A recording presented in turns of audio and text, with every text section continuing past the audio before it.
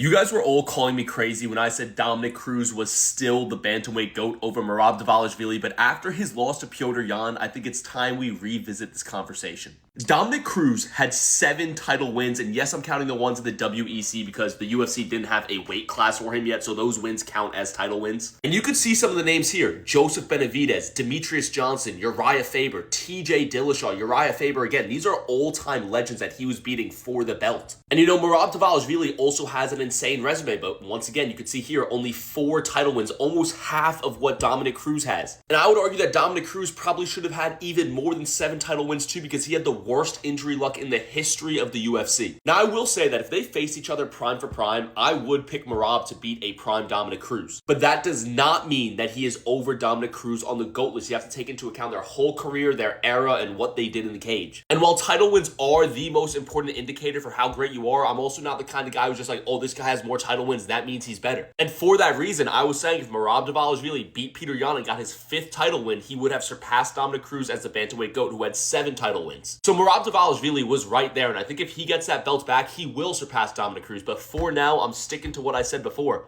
Dominick Cruz is still your bantamweight GOAT.